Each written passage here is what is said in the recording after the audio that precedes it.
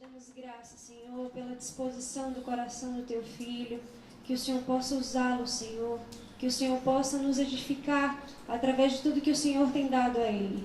Que o Senhor use, Senhor, nessa noite para a Tua glória, para o Teu louvor, em nome de Jesus. Amém.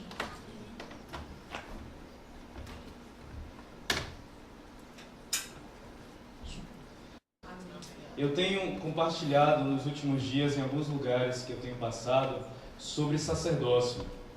E a ideia de sacerdócio me chama muita atenção, porque ela aparece muito cedo na Bíblia e ela não termina. Ela começa em Gênesis e ela vai até Apocalipse. Então, por exemplo, quando você ouve falar pela primeira vez em sacerdote, você ouve falar de um homem que tem um nome muito interessante chamado Melquisedeque. E a Bíblia fala que Melquisedeque era sacerdote do Deus Altíssimo. E geralmente quando a gente pensa em sacerdócio, a gente lembra do sacerdócio levítico. O que era o sacerdócio levítico? O sacerdócio levítico era um tipo de sacerdócio que Deus instituiu para um tempo específico, onde a remissão de pecados acontecia por aspersão de sangue. Isso era basicamente o sacerdócio levítico. Haviam ofertas de holocausto, haviam ofertas de sacrifício, e daquela maneira, naquele momento da história, Deus queria apontar já para a revelação de Jesus, já para a revelação do Cordeiro que ia tirar o pecado do mundo. Então, quando a gente ouve falar de sacerdócio, a gente pensa muito nessa figura. Ou então, mais atualmente, quando falamos de sacerdócio, costumamos pensar sobre música, sobre adoração, sobre oração. Então você pode já ter ouvido alguém falar sobre exercer o sacerdócio. E geralmente isso fala sobre práticas espirituais, ou até mesmo sobre uma liderança específica, o sacerdote do lar, o sacerdote da congregação. Eu acredito que essas ideias fazem parte do que a Bíblia fala para nós sobre sacerdócio, mas elas são muito limitadas. Quando eu olho o sacerdócio na Escritura, eu percebo a abrangência do sacerdócio. Quando eu olho o sacerdócio nas Escrituras, eu percebo que antes de Arão ser um sacerdote, Melquisedeque era um sacerdote, e antes de Melquisedeque, Adão era um sacerdote. Adão já exercia um serviço sacerdotal. E qual era o serviço sacerdotal de Adão? No meio do jardim. Deus cria o homem, coloca ele no meio do jardim e dá a ele uma incumbência sacerdotal. Deus fala para ele: você vai ser o meu sacerdote. E o que eu tenho que fazer como um sacerdote? Imagino que Adão pergunte para Deus. E Deus dá um mandato para ele. Deus fala: você vai governar sobre todas as coisas que eu criei. Você vai ser para mim como um vice-gerente. Você vai gerenciar todas as coisas que eu criei para que eu governe sobre todas essas coisas. Você vai ser um administrador de todas as coisas que eu tenho criado. E isso é sacerdócio. Então isso me instiga muito. Pensar que sacerdócio não está relacionado apenas à liderança de uma casa, à liderança de uma congregação, mas sacerdócio está relacionado à função de todos os santos. A Escritura fala em Apocalipse que Jesus, tendo morrido em nosso lugar, Ele nos constituiu um reino de sacerdotes. Isso significa que todos os santos, uma vez que entram no reino, tornam-se sacerdotes. E sacerdotes não apenas oferecem adoração, no sentido de música, não apenas oferecem orações, não apenas oferecem práticas espirituais para Deus, mas sacerdote é aquele que oferece a vida. Aleluia. A abrangência do sacerdócio está relacionada a eu ter a capacidade de colocar toda a minha vida diante do Eterno. Eu ter a capacidade de visualizar todo o empreendimento da minha vida, todos os projetos nos quais eu estou envolvido e colocar todos eles diante de Deus. Isso é sacerdócio. E aí tem uma expressão bíblica muito interessante que eu tenho gostado de usar esses dias, que é a expressão corandel. O que significa a expressão corandel? Significa diante da face de Deus, ou diante de Deus. E o sacerdócio está relacionado a levar toda uma vida corandel. Isso é sacerdócio. Quando toda a minha vida é vivida diante de Deus. Isso é muito importante para nós, porque geralmente as nossas reuniões acontecem domingo à noite. Isso é legal, não tem nada de errado nisso. Mas isso pode nos criar um hábito de acharmos que ser igreja está relacionado ao culto de domingo à noite. Isso pode desenvolver em nós um vício de achar que o exercício do meu sacerdócio diante de Deus está relacionado à reunião do domingo à noite. E na verdade, como a gente vai agir como alguém que faz parte do reino de Deus de segunda a sexta. E essa é uma demanda real. Essa é uma demanda que eu recebo sempre, principalmente de jovens, que percebem que a vida deles está evoluindo, que percebem que a espiritualidade deles talvez está sendo desenvolvida, mas como eu vou ser cristão, como eu vou ser um sacerdote, como eu vou manifestar o reino de segunda a sexta?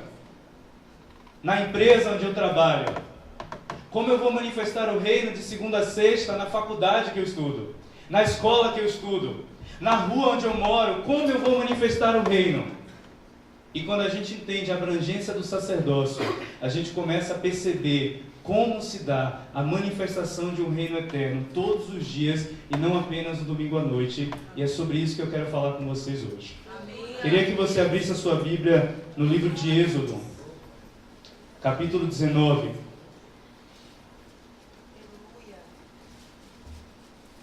Quando nós olhamos para Israel, nós precisamos entender que Israel é a nação que Deus disse: vocês vão ser para mim primícia de todas as nações.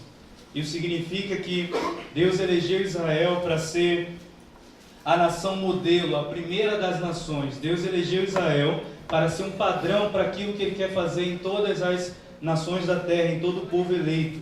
E a gente vai ver isso aqui. Êxodo capítulo 19, versículos 5 e 6.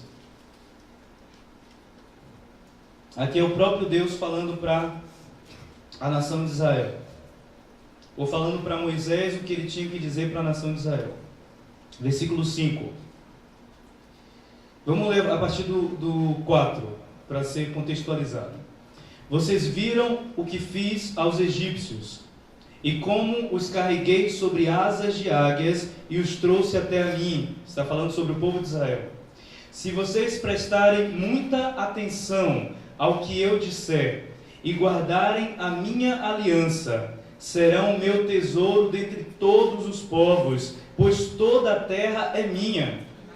E vocês me serão um reino de sacerdotes, uma nação santa, uma nação separada. Estas são as palavras que você deve falar ao povo de Israel. Então, a minha intenção nessa noite é compartilhar com vocês como a gente consegue olhar para Israel e entender o propósito de Israel, que é ser um padrão para tudo aquilo que Deus está movimentando no povo eleito, na história da redenção, desde o início da humanidade até o fim que se aproxima e que está próximo, que é o retorno do nosso Messias. A gente vai falar sobre isso. E o Senhor começa falando com Moisés o seguinte: olha, Moisés, lembrem-se do que eu fiz. O que ele fez? Eu vi que vocês estavam cativos no Egito, escravos no Egito, e eu vos arranquei da escravidão. Eu vos libertei da escravidão e vos fiz subir com asas como águias, agora para te levar ao destino que eu tenho proposto para você. É isso que Deus está falando para Moisés, para o povo de Israel. Então, a libertação, e dentro do Antigo Testamento, dentro do contexto hebraico, sempre que a gente fala libertação, é o que para a nossa mente cristã significa salvação, é a mesma coisa, libertação e salvação. A libertação é o primeiro momento. Tudo começa com a libertação, tudo começa com a salvação. O que o Novo Testamento vai dizer que é um transporte. O que é salvação? Salvação é um transporte. É quando eu estava num lugar chamado Império das Trevas e eu era cativo nesse lugar. Cativo de quem? Cativo de mim mesmo e das minhas próprias vontades. E agora, pelo sacrifício do Messias, eu fui arrancado desse lugar para um outro lugar. Que lugar é esse? Não é mais um império, mas é um reino. Não é mais um lugar de trevas, mas é o reino do Filho do seu amor. Então eu saio de uma condição de escravo de um império e sou transportado para um reino onde agora eu sou adotado como filho. Olha a mudança de condição. Antes eu era um escravo, agora eu sou um filho. Sabe o que isso significa? A salvação não está relacionada apenas a práticas diferentes. A salvação está relacionada a uma nova natureza recebida dentro de você. E isso muda tudo. Porque salvação não é por obras. Salvação não está relacionada ao que você faz ou ao que você não faz. Salvação está relacionada a uma natureza que você recebeu. Por isso que quando Jesus está conversando com Nicodemos, Nicodemos era o mestre da lei, Nicodemos pergunta: o que eu vou fazer para entrar nesse reino que você tem trazido? Como eu devo me comportar? Qual deve ser a atitude? E lembre-se que a Torá, a lei de Moisés, falava sobre o que fazer e o que não fazer. Então Nicodemos, como mestre da lei, estava perguntando: como eu devo proceder? E Jesus olha para ele e fala: você tem que nascer de novo. É necessário que você nasça de novo. E Nicodemos, parecem várias interrogações na cabeça de Nicodemos naquele momento. E ele se questiona: o que é que esse cara está falando? Como que eu posso voltar para a barriga da minha mãe? E Jesus fala: Nicodemos, você não está entendendo nada. Eu estou falando sobre compartilhar de uma nova natureza, que agora é do alto, da água e do Espírito. Eu estou falando sobre pessoas que não são mais moldadas por causa da sua linhagem familiar, por causa da sua condição social, por causa do país ou da cidade onde elas nasceram. Eu estou falando de pessoas que são moldadas por causa da pátria que elas têm, que está no céu, e por causa do Pai que elas têm, que é Deus. E agora essas pessoas têm uma nova natureza e um novo DNA. E toda a construção da vida delas é a partir dessa nova natureza. Agora ela é filho. E Jesus vai dizer: o filho não faz nada por si mesmo, mas só faz aquilo que vê e ouve o Pai fazendo. Agora você é tirado de um lugar de trevas, de abandono, de solidão, e você é colocado num lugar de comunhão e relacionamento com Deus, com a finalidade de se tornando a imagem e semelhança de Deus. Porque assim nós fomos criados, a imagem e semelhança. Homem e mulher os criou. E aí ele fala: tudo isso que é a libertação, tudo isso que a gente chama hoje dentro da nossa ideia cristã de salvação, eu fiz, diz o Senhor. Eu fiz. Sabe o que isso significa? Você não fez nada para ser salvo. Sabe quanto custou a salvação para você? Nada, zero. A salvação é gratuita para você, ainda que tenha custado um alto preço. Mas você não fez nada para ser salvo. A salvação é um presente que você recebe. A salvação é um presente que recebemos. O próprio Deus arrancou o povo de Israel com mão forte e braço estendido. Ou seja, se você é apenas salvo, você não fez nada por isso. Não há nenhuma participação sua nesse momento. Israel, quando foi tirado do Egito, ele não participou de nada. Deus só falou para ele: olha, vai rápido, porque a libertação de você está acontecendo, porque eu estou abatendo o faraó e outras 10 divindades do Egito. Sai rápido, vai para o destino que vocês têm que chegar, que vocês têm que alcançar. A salvação nunca é uma finalidade. A salvação sempre é uma porta de início, uma porta de entrada no reino. Sempre. Todo o nosso evangelho não pode ser pautado na salvação. O nosso evangelho tem que ser pautado no reino. Porque a salvação existe para o reino e não o reino para a salvação. O reino não existe para nos salvar. Nós é que fomos salvos para o reino. Então a finalidade do evangelho é o reino. Por isso que o evangelho no Novo Testamento é chamado de evangelho do reino. Porque a mensagem, a boa notícia é: o reino chegou. Agora vocês não têm condições de entrar nesse reino. Então ele fez o que tinha que fazer para que você fosse salvo e entrasse. Agora começa a sua parte. Agora começa a vida cristã dentro do reino. E é aí que a gente vai começar a falar sobre sacerdócio. Porque se você é salvo, a gente só pode dizer glória a Deus. Porque ele que fez isso. Agora a gente tem que começar a conversar sobre: agora que sou salvo, e aí? Tem um evangelista, um dos maiores evangelistas da atualidade, da história, chamado Reinhard Bonk, que tem uma ação, ele é um alemão, tem uma ação na África. E na cruzada dele se reúnem milhões de pessoas. E muitas pessoas se convertem-se e se entregam a Cristo. E uma grande demanda dele, ele tem falado sobre isso, é que a dificuldade é, uma vez que as pessoas entram no reino, como discipular essas pessoas? Como fazê-las desenvolver o sacerdócio? Porque ele não tem contato com essas pessoas. Essa tem sido a demanda dele. Porque ele consegue entender que o trabalho do evangelista é apenas um trabalho de porta de entrada. E o sacerdócio se desenvolve a partir daí. E essa é a demanda da igreja. Essa tem sido a preocupação dele, porque essa é a demanda da igreja. Desenvolvimento de sacerdócio. Então, como isso se desenvolve? Primeiro versículo que a gente falou aqui foi o versículo 4. Vamos ler de novo o versículo 5 de Êxodo 19. Aqui está o segredo, está a chave. Se vocês prestarem muita atenção ao que eu disser, é o Senhor que está falando isso, e guardarem a minha aliança, serão o meu tesouro dentre todos os povos, pois toda a terra é minha, e me serão um reino de sacerdotes e uma nação santa. 2 elementos aqui: sacerdócio e santidade. A santificação é o processo que você inicia a partir do momento em que você foi salvo. A partir do momento que você saiu de um império das trevas. Quando isso acontece, a gente não sabe dizer, mas acontece. Aconteceu porque você está aqui. Quando você saiu do império das trevas e entrou no reino do Filho. Agora ele fala: presta atenção a tudo o que eu disser. Presta atenção a todas as palavras da minha aliança, para que vocês sejam um reino sacerdotal. Então, a aliança entra no jogo. A aliança entra na história. Temos o primeiro momento, libertação. Segundo momento, aliança. Onde que se dá essa aliança? Onde que acontece essa aliança? Deus leva o povo para o deserto, depois de batizar o povo inteiro de uma vez só no Mar Vermelho. Depois do batismo, ele leva o povo para o deserto e do Monte Sinai ele se manifesta. E quando ele se manifesta para esse povo, ele dá uma lei escrita em tábuas. Ele dá uma instrução, a palavra para lei ali é instrução. Ele começa a dizer ao povo como o povo deve andar para se desenvolver como uma nação sacerdotal. E isso está muito relacionado com ser cristão de segunda a sexta. É quando eu entendo que Deus me adotou como um filho não para eu ser eternamente criança.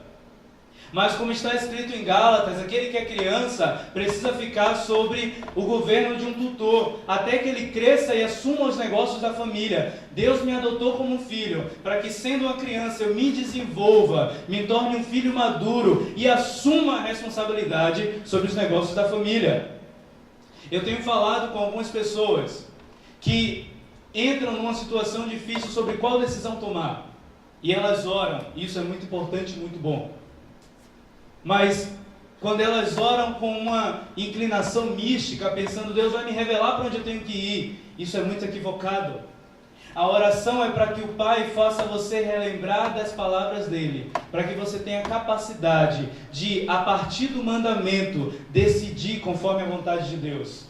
A vontade de Deus não é algo místico que ele te revela na oração. A oração é para te ajudar a cumprir a vontade de Deus, que é um mandamento e que está escrito na Escritura. Então, o Evangelho é sobre aprender as Escrituras e os mandamentos, crescer nos mandamentos para ser maduro e poder tomar decisões. Pessoas que não tomam decisões são crianças. Pessoas que tomam decisões são filhos maduros e decidem segundo a vontade de Deus. Deus não te chamou para Ele decidir por você. Deus te chamou para Ele te ensinar a decidir conforme a vontade dEle. É totalmente diferente. Deus não te chamou para viver numa oração mística. Deus te chamou para que a ferramenta da oração te ajude a cumprir o mandamento e agir como um filho maduro. Por isso que Jesus falou: aquele que me ama, obedece os meus mandamentos. Aí a gente começa a perceber que amor não é um sentimento apenas. Amor não é aquilo que eu sinto por Deus. Amor é aquilo que eu faço. Porque Jesus fala: ninguém tem maior amor do que esse. Qual? De dar a sua vida pelos seus amigos. Ação, atitude, compromisso. Amor está relacionado à aliança. Por isso que o casamento, o matrimônio é uma aliança. Amor está relacionado a ser responsável e ter compromisso e ser fiel. Então amar a Deus não é eu achar Deus legal. Amar a Deus é assumir um compromisso e aliança com Ele para ser responsável por aquilo que Ele tem falado a meu respeito, ser fiel a Ele e ter um compromisso com Ele. Isso é amar a Deus. E precisamos crescer em amor a Deus. Não em sentimentos apenas por Ele, mas em compromisso e aliança, de ser fiel a Ele, custe o que custar, aconteça o que acontecer, porque agora estamos em uma nova família e não em um novo local. Estão entendendo isso, gente? O local é muito importante porque a gente precisa reunir, mas você, quando foi salvo, não foi para ficar num novo local. você entrou numa nova família. O que acontece no processo de adoção? O que acontece quando alguém vem para outra família? Quando alguém tem que sair da casa dos pais, vai morar com os tios, vai morar com a avó, o que acontece? Tudo é diferente. Eu tenho que aprender agora os costumes daquela casa. Eu tenho que aprender as ordens e as regras daquele lugar, se eu quiser ser bem sucedido ali. Você, quando saiu do Império das Trevas, você entrou na nova família. Qual é a lei que rege essa família? É isso que nós temos que procurar entender. É dessa maneira que nós vamos crescer no Evangelho de Cristo. E aí tem 3 maneiras de entender isso. 3 características dos mandamentos de Deus. Porque quando falamos de mandamento, eu tenho percebido que é uma coisa que fica muito abstrata. Eu tenho que obedecer os mandamentos. Ok, quais? Quais mandamentos? E aí uma dica para você aqui, para você entender os mandamentos, você pode ler Gênesis até Deuteronômio, e depois ler Mateus 5, 6 e 7. Ali estão todos os mandamentos das Escrituras, todos os outros livros são ramificações desses mandamentos. De Gênesis a Deuteronômio você tem a lei de Deus. Em Mateus 5, 6 e 7 você tem o próprio Cristo trazendo a interpretação exata dessa lei. Ok? Tem 3 aspectos da lei de Deus. O primeiro aspecto é espiritual. É um mandamento espiritual. Um mandato espiritual. O que é um mandato espiritual? Está lá em Deuteronômio 6. E Jesus fala sobre isso. Perguntam para Jesus: mestre, qual é o maior mandamento? Pergunta difícil. E ele fala: o maior mandamento são 2, que se assemelham, por isso tem uma unidade. E eu posso chamar de um só. Primeiro, amarás ao Senhor teu Deus com todo o teu coração, de todo o teu entendimento e com toda a tua força. Aí eu já faço uma pergunta para vocês. Se amor é apenas sentimento, como amar a Deus com os pensamentos? Como amar a Deus com a força? Porque a gente sempre pensa: eu vou te amar com todo o meu coração. Mas ele fala: ame a Deus com todo o seu coração. E coração ali não é sentimento, é o núcleo de todo o ser. Porque Salomão fala: do coração procede todas as fontes da vida. E ame com todo o seu entendimento, com todo o seu pensar, com toda a sua imaginação, com toda a sua criatividade.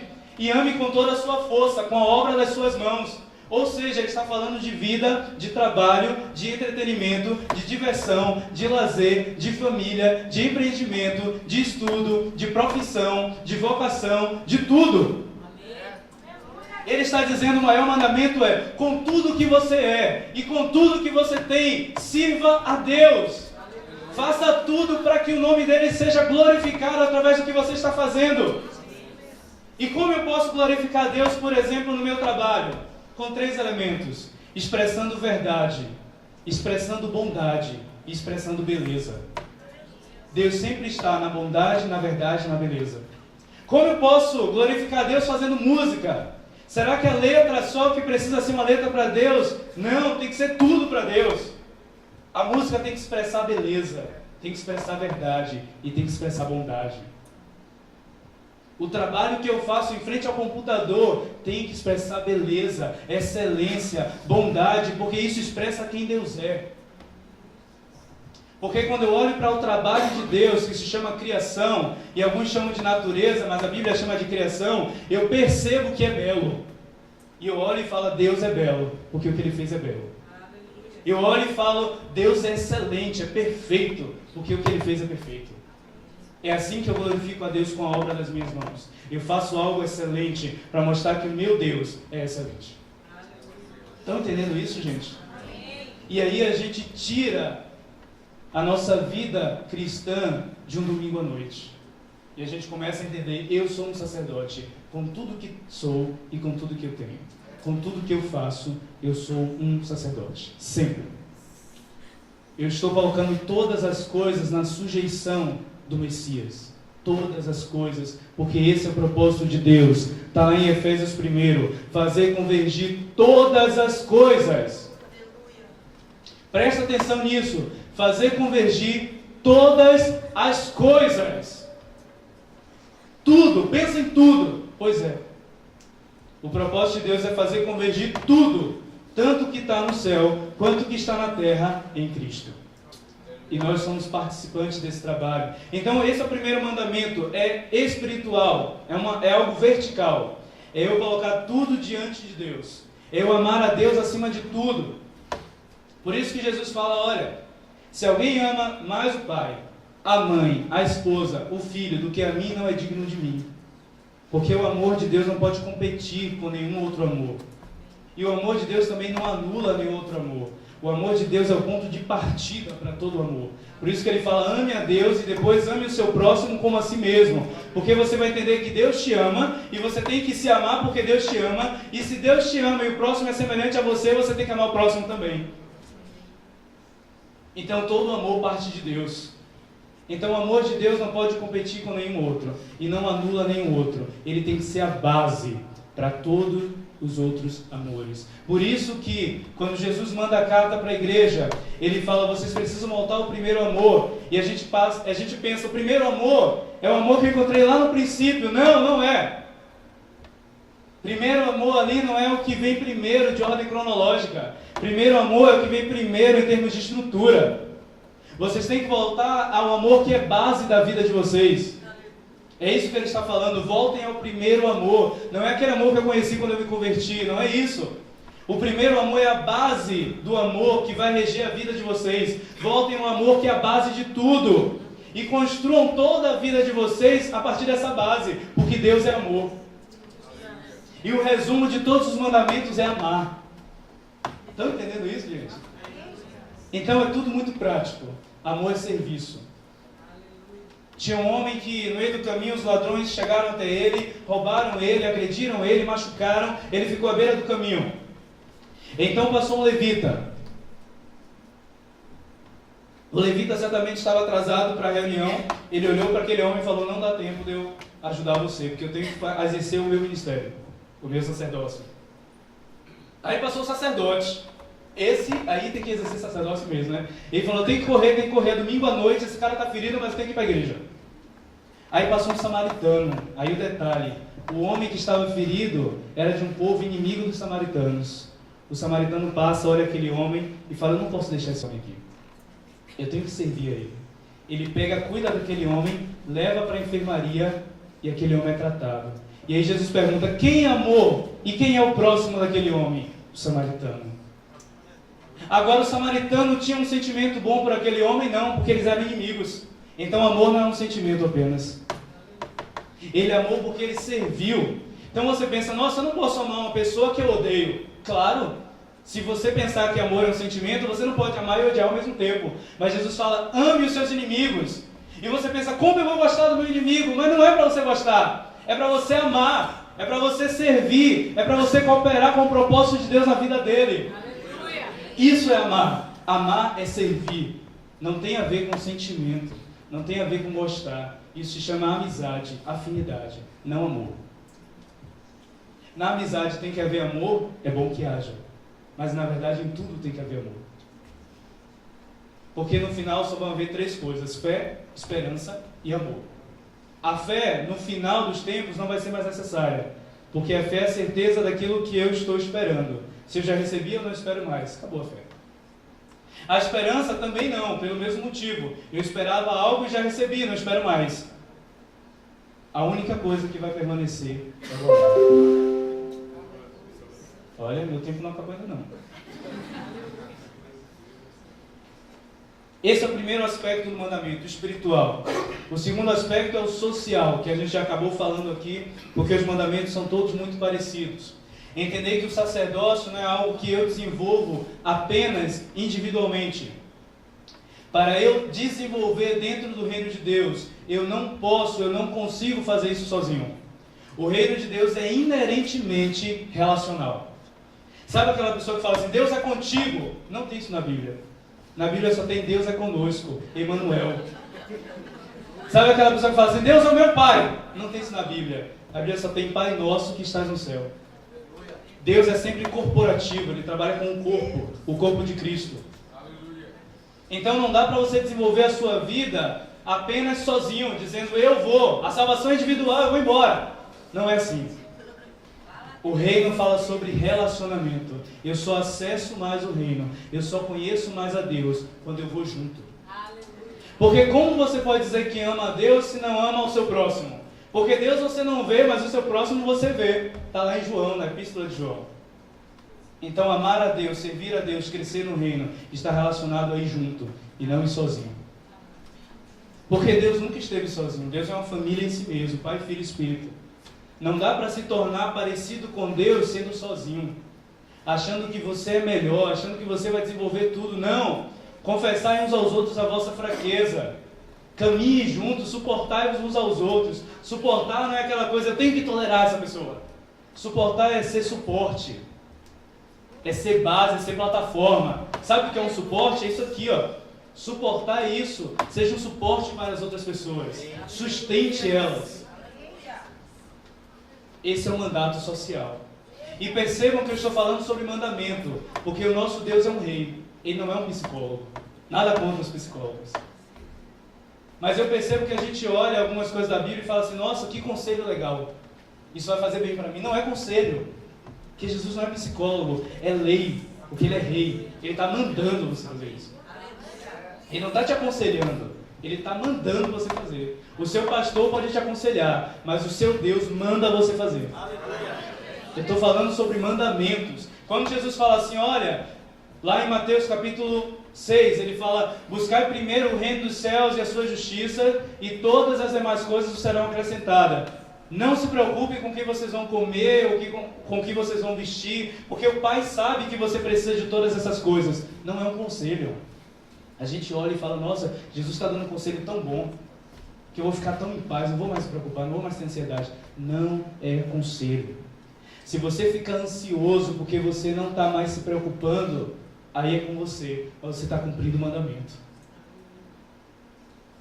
Não é sobre se sentir bem, é sobre cumprir o mandamento. A gente não pode, eu estou vendo que está todo mundo com a camisa Reino, da conferência do Reino, né?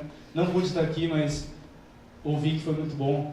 A gente não pode falar de reino e achar que a gente pode fazer o que a gente quer, porque monarquia não é democracia. Jesus não é um presidente, Ele não pergunta a sua opinião, Ele é o rei. A gente fala, venha o seu reino, venha o seu governo, não a sua democracia. Venha o seu governo, Ele reina.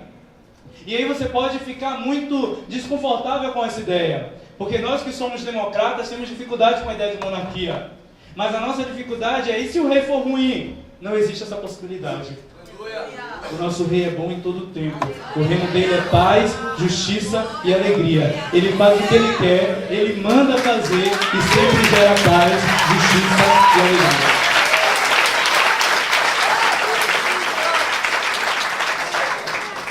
Então o convite de Deus para nós é, precisamos confiar mais e entrar nesse reino. E começar a obedecer os mandamentos, para deixarmos de sermos como criança. A única vez que a Escritura fala sobre ser como criança, ela fala, seja como criança, na malícia.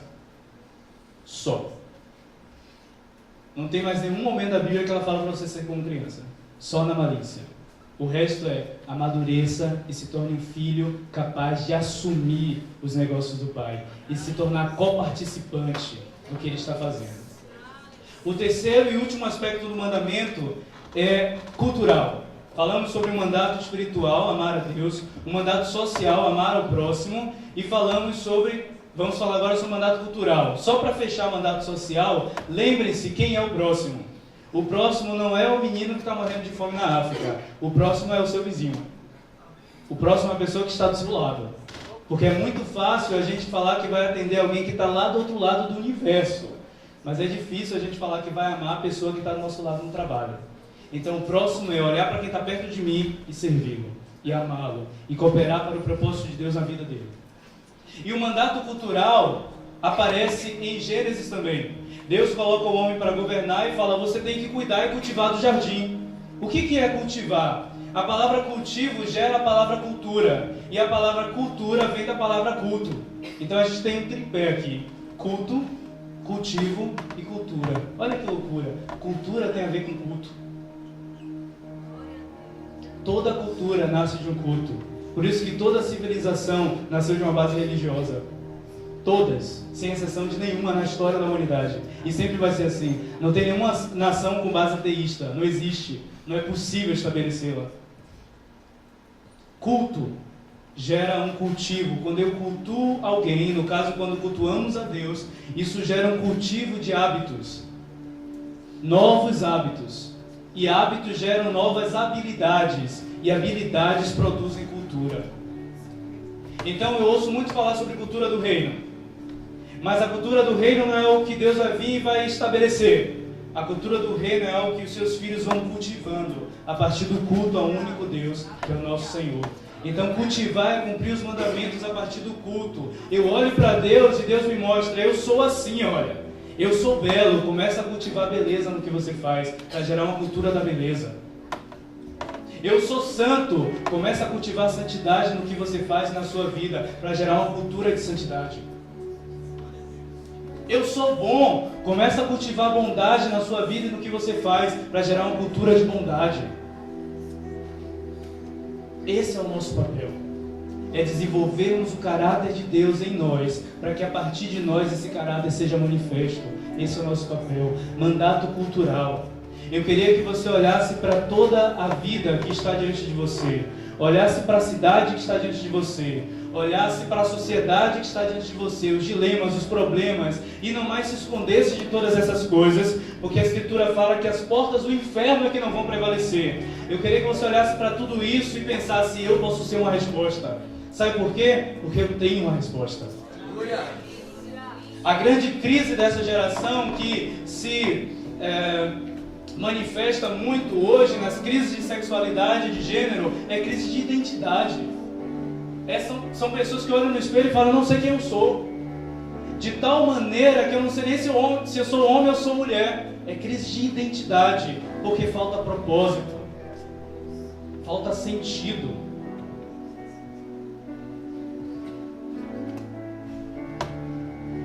E nós entendemos o propósito e o sentido da nossa vida. Então nós temos e somos a resposta. Ou melhor, nós temos a resposta. E podemos nos tornar a resposta quando nós entendemos que essa resposta tem que comprometer a nossa vida. Se nós olhamos para uma igreja que não sabe o sentido da sua existência, não podemos falar para uma geração qual o sentido dela.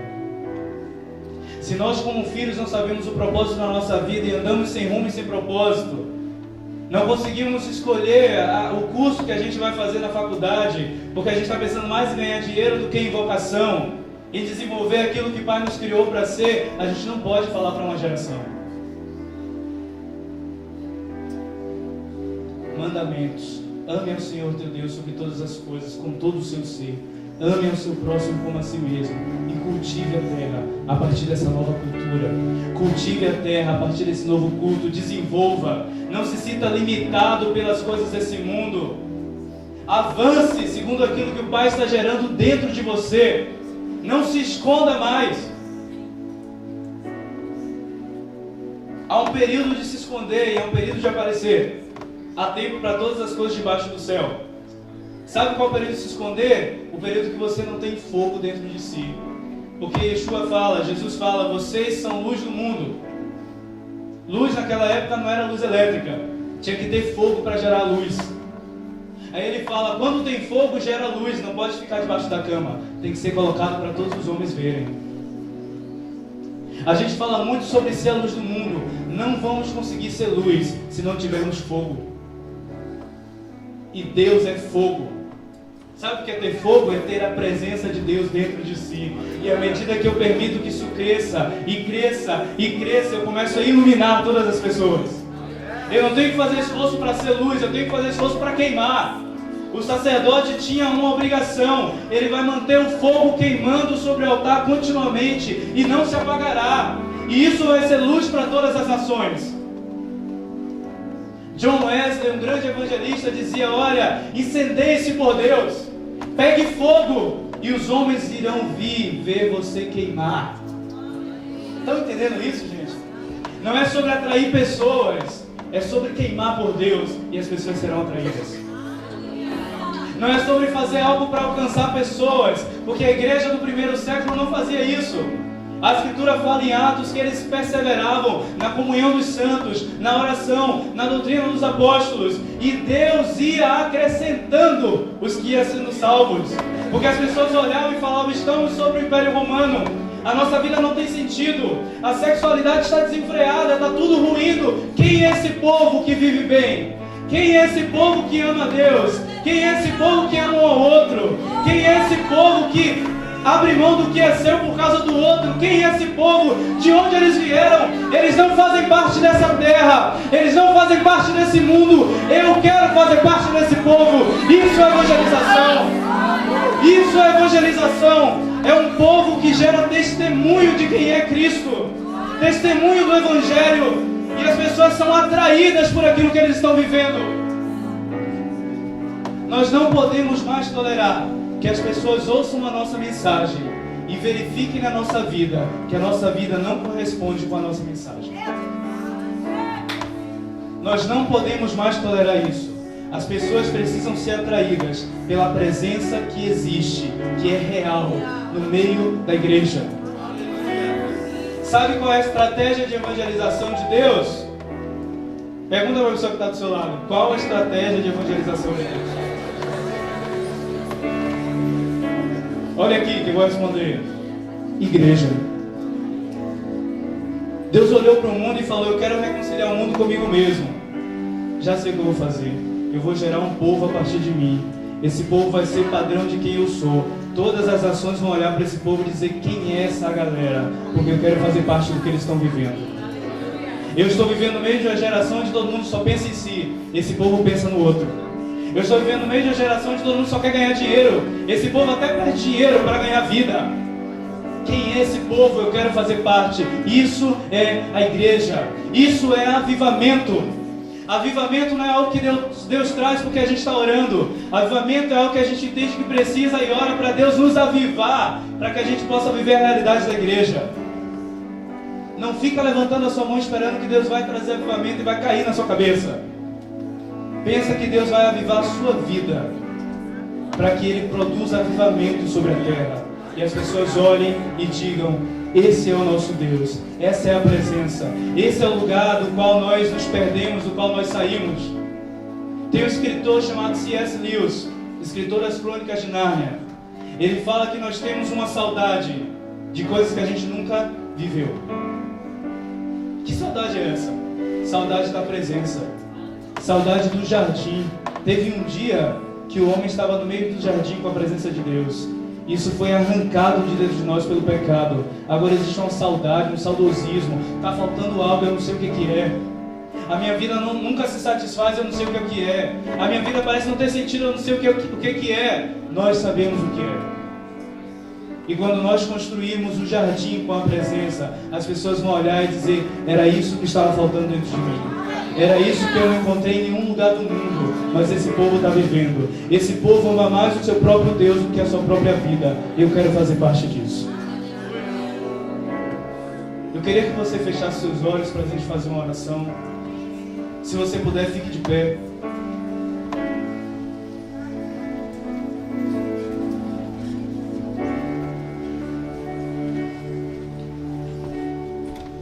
A minha esperança é que essa seja uma palavra de despertamento para nós.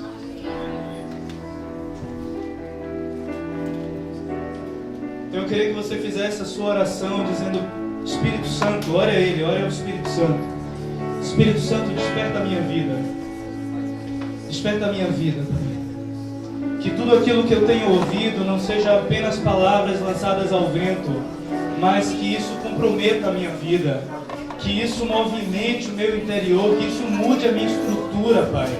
Eu estou aqui diante de você nessa noite. Eu estou aqui, corandel, diante da sua face nessa noite, te pedindo que essa palavra seja vida dentro de mim. Te pedindo, Espírito Santo, para que você me auxilie nas minhas fraquezas e me capacite a viver o Evangelho do Reino. Te pedindo, Espírito Santo, para que você me arranque de uma vida religiosa equivocada, vazia, pequena, uma vida apenas de domingo à noite, e que você me ensine a viver dia após dia na sua presença, que você me ensine a carregar a sua presença, que você me ensine a ter zelo pela sua presença, zelo pela sua glória. Que você nos incendeie com o seu fogo, Espírito Santo, e imprima a sua palavra no nosso coração, no nosso interior. Faça essa oração, faça a sua súplica nessa noite, coloque a sua vida diante dele. Diga a ele o quanto você precisa disso, o quanto nós precisamos disso. Por isso Ele intercede por nós em nossas fraquezas. Suplique a Ele, diga: Espírito Santo, interceda por mim nessa noite. Espírito Santo, interceda por mim nessa noite. Traga na minha casa, na minha vida, nos lugares por onde passo, a realidade do Seu reino. A realidade do Seu reino. Não é tempo de esperar que um avivamento passado volte. É tempo de caminhar para um novo momento. Não é tempo de esperar que as coisas que aconteceram antes retornem. É tempo de caminhar para o novo que o Pai tem liberado sobre nós. É tempo de caminhar para o novo que tem se aberto diante de nós. Não é tempo de esperar que o despertamento de antes aconteça de novo. É tempo de caminhar para o novo que Ele tem aberto diante de nós. Caminhar para o novo. Caminhar para o novo. Nos colocamos diante de você nessa noite, Espírito, para que você nos ajude a cumprir os Seus mandamentos e a ser igreja nessa cidade, a ser igreja nessa terra, a andarmos como filhos do Senhor nessa terra, para que as nações olhem e reconheçam que o Senhor está no nosso meio, que o Senhor é o nosso Deus, o único Deus, o único Deus, e que o Seu reino está vindo sobre a terra.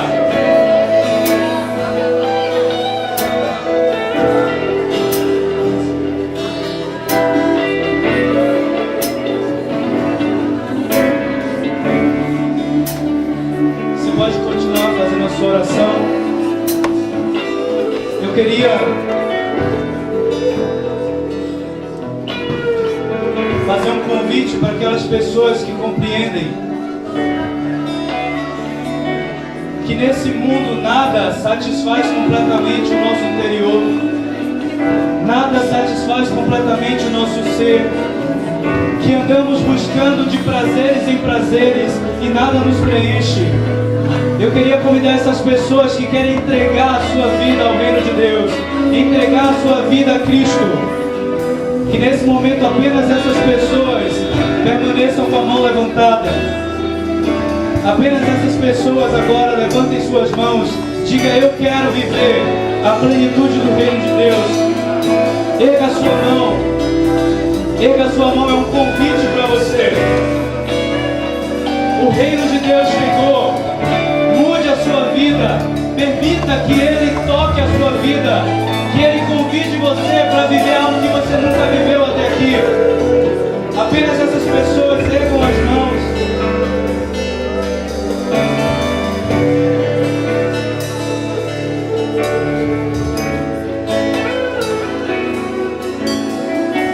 Você que levantou sua mão, a gente vai te pedir para você vir aqui na frente, para a gente poder te abraçar e te conhecer. Vem aqui. A gente quer te apresentar a sua nova família. Não tenha vergonha. Rei do céu, quem pode te ver como você me vê?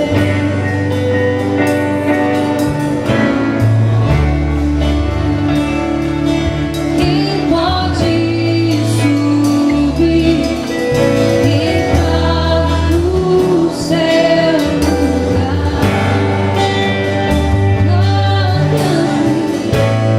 Só tem o Senhor, outro igual não há.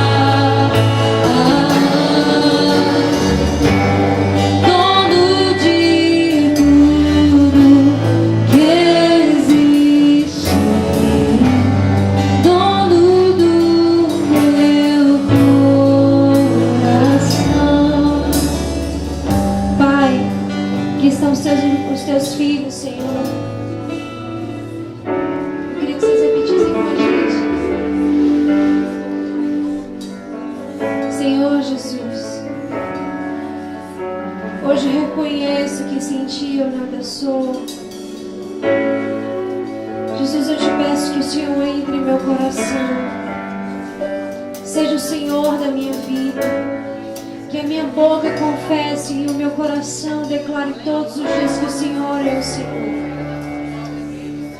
Pai, esses irmãos estão aqui, Senhor, declarando que querem te conhecer mais, querem provar mais do Senhor e que o Senhor se revele a eles.